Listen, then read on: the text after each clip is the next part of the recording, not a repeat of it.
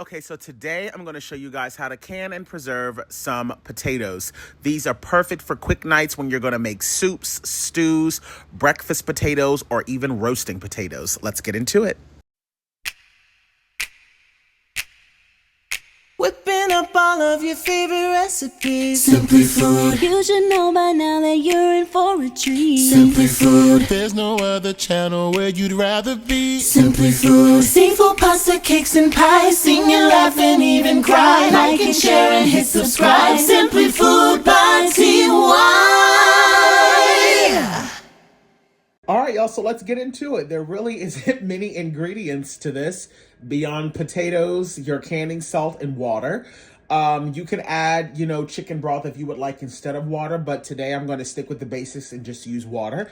But before I start to peel these down, I just want to talk about the types of potatoes. Now, you can really use whatever type of potato you would like, but this is what I would advise. Use something like a gold potato, which is what I'm using today, or red skin potato or something like that.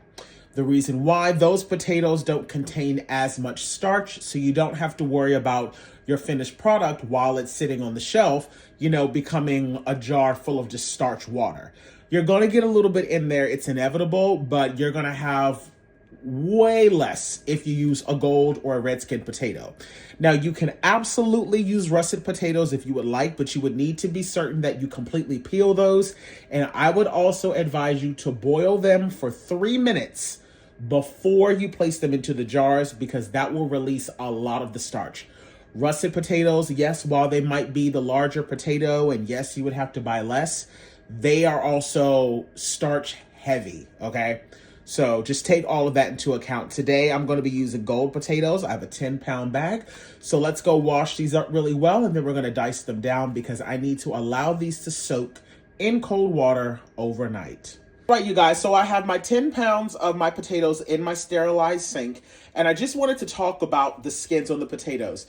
Now, there are some people that like to keep the skins on. There are some people that take the skins off. It is actually recommended that you take the skins off. And I'm not going to lie to you, as someone that is brand new to canning, I would much rather just practice doing proper protocol versus just like jumping deep into like the whole rebel canning thing. There are definitely aspects of rebel canning that I do practice, that I do love, but something like this where potatoes naturally kind of grow spores, I don't really want to play around with that. So I'm going to go on ahead and peel these potatoes down. But before I even peel them, I want to go in with a little bit of this fruit and veggie spray, and I'm going to spray these down and then rub these down really quick under some cold water. And then I'm going to peel all of the potatoes. So I just wanted to say, one of the other reasons why I think it's a good idea to peel your potatoes is because it really is the only way that you will be able to know if there's anything bad growing underneath the skin. You can't always see that from the outside. And so that way, if you do see any blemishes or anything that looks a little bit funky underneath the skin, you can choose to either cut that piece away or just discard the potato as a whole. That's completely up to you, but you really won't know that unless you are getting rid of the skin. So that's the reason why I think it's important to do so. I know it might take a little bit more work, but I would rather know that I'm putting in truly clean potatoes. After I peel them, I just immediately go right on ahead and chop them.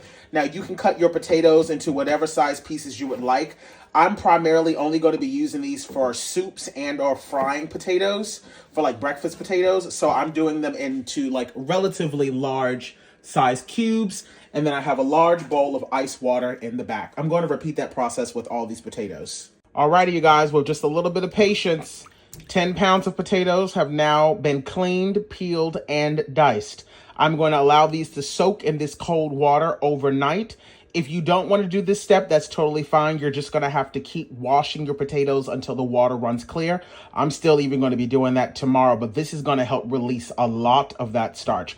So I'm just going to wrap it up and I'll see you guys in the morning. All right, you guys, so it is the next morning, and as you can see, that water is still relatively clear. And this just goes to prove my point in using gold and or red skin potatoes. You're going to end up with potatoes that's not going to be loaded down with a lot of starch, which in the end is going to work to your benefit. I'm now going to rinse these potatoes off, and then let's go fill them up in the jars. All right, you guys, so I already have my jars here that have been sterilized. Today, I'm using quart-size wide mouth jars. I think that this is going to be the perfect size because I'll really be able to load up potatoes in here, and then one of these jars would honestly be enough to feed 2, maybe 3 people. So I'm going to go on ahead and I'm just cold packing these potatoes. And by cold packing, that literally just means that the jars, the potato, the filtered water that I'm putting inside of here, the water that's going inside of the bottom of my pressure cooker, all of that is the same temperature.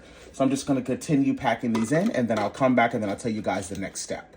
As you guys are filling up your potatoes, make sure you're taking the bottom of your hand and kind of just like patting the jars down a little bit so that those potatoes can really kind of sink down to the bottom, because you can really fit a lot of potatoes in here. You don't want to overcrowd it, but you definitely want to make sure that you're getting a decent amount in there because they are going to cook down just a little bit as you pressure can them. I'll tell you one thing, I couldn't have asked for that to turn out any better. These are all the potatoes that I have left, just a little handful. I was able to get 7 quartfuls in using wide mouth jars. So that actually turned out quite well. Alrighty, you guys. So now I'm going in and I'm adding in 1 teaspoon of salt to each of my jars. I'm using canning salt. You can use coarse kosher salt or, you know, sea salt. That's completely fine. It's up to you. I also have this 0 salt, full of flavor chicken bouillon. I'm going to be adding some of that into my jars as well. And the reason why I'm adding this in my jars is because no matter what I use these potatoes for, the flavors that I'm adding in this right now are not going to affect any dish. So even if I were frying these, if I were roasting these, if I were putting these in soup, adding in this chicken flavor to these potatoes would not affect that. So that's the reason why I don't mind this being a base layer in all of my jars of my potatoes. And again, it's 0 salt, so we're not adding in any additional salt by adding this in. And then lastly, my favorite spice to put on potatoes of any kind is spike. Now this does contain sodium, so I'm going to put less of this in each of the jars. For the spike, I'm only going to be putting in 1/4 of a teaspoon. This is going to make it so that these potatoes are flavored through and through. I'm now going to fill my jars up with filtered water, and I'm going to leave about 1 inch. So I'm just going to go right to that bottom ring there. And as I debubble this, I will more than likely have to add more water because it's extremely important to make sure that you get rid of any of the air pockets that are building up in this, because there will be a lot. Now that I have all of my jars filled up, I'm going to go in with my chopstick and kind of just debubble it. When you have stuff like this, like big chunks of something in, sometimes it's hard to go in with that like debubbler tool. So I just find that like using chopsticks kind of just makes it a lot easier because you can really get in there and get all those air pockets out. And again, you're going to notice that the water is going to sink down. That's totally fine. That's what's supposed to happen. As that happens, just make sure that you add in more water and just make sure that you're repacking those potatoes down as you are debubbling. This is not a step to skip. And let me just tell you guys something. These potatoes actually smell delicious already, and they're not even cooked. If you've never had spike on potatoes, I'm telling you, baby, you are missing out. You don't have to try to shake the jars up to mix up the seasoning. None of that's necessary. All of that's going to completely dissolve in the heat of the pressure canner. I'll be back in a moment. All right, you guys, so now I'm just going in with some white vinegar on a paper towel, just making sure that I'm thoroughly wiping down these rings. You don't want to have any type of seasoning or spices clinging onto those rings because then you won't get a proper seal. So never skip this step. It's extremely important. You don't necessarily have to use vinegar. You can use water, but it has been said that vinegar just works really well with picking up any little debris. And also, as always, this is your last and final chance to make sure that there are no chips or cracks on the lids of your glass by going in and doing this. I'm now going to go in, add on my lids, and then as always, put on the rings fingertip tight. Alrighty, in the bottom of my pressure canner, I've gone ahead and I've added in 3 quarts of water with a splash of vinegar. The splash of vinegar helps the jars not get cloudy from the minerals building up inside of the water itself. Now, let me see how many of these jars I can fit in here without them touching each other. All right, you guys, I was able to fit all 7 of my wide mouth quart-sized jars in my pressure canner. I'm now going to do my inspection on my pressure can lid, which you should always do before pressure canning. And then we're going to get this bad boy turned on. Alrighty, so I've done my inspection. Everything looks great. So I'm now going to go on ahead and lock this beauty into place. And I'm now going to turn the heat all the way up to high because I need to wait until I see a steady stream of steam coming out of this little valve here. At that point, I will then set a timer for 10 minutes. When that 10-minute timer is done, that's when I will then put the weight on this, and that is when we will begin building pressure. So for now, just leave everything alone. I have my heat up on high, and I'm just gonna wait for this pot to get up to temp. Alrighty, you guys, my 10-minute timer has gone off. I went on ahead and added the weight on the top, and I'm now waiting for my pressure gauge to reach to 10 PSI. That is based on my elevation. As always, make sure that you are checking whatever is recommended for where you are located. Once it hits 10, I will then start a timer for 40 minutes. Make sure that you are staying close by your kitchen because you do not want this to overprocess and get too high, but you most definitely do not want it to drop below whatever your PSI is supposed to be, because then unfortunately you would have to start all over again. Alrighty, you guys, so as you can see, I have less than a minute left on my timer, so let's talk about the next steps. The only thing you need to do is turn the heat off and walk away. Do not take the weight off. Do not try to move the pot. Just completely leave it alone. You want to wait until you see your pressure gauge back at 0, but also wait until you see that little top sign right there flat down. That should not be still standing up. So both the pressure gauge should be at 0 and this should be flat. Only at that point is it safe for you to open this up. I'll see you guys soon. So now that our little toggle here has now dropped down, that means that this is officially depressurized. So what I like to do is I'm now going to remove the weight, and I'm going to allow this to sit for an additional 10 minutes before I open up the lid, just as an extra measure of precaution. You do not have to do that, but that's just what I prefer to do. As always, when you go to first open up this lid, you want to make sure that you're tilting it towards the back, not towards you, because there's going to be a lot of steam in this and you do not want it to burn you. So as always, tilt it up just for a second, like so. Let some of that steam come out. And then you can go on ahead and remove the lid. And the hope is that I'm going to look inside of here and see all of my jars are looking fantastic. Let's move them over to the towel. As always, be very, very careful when taking out your jars.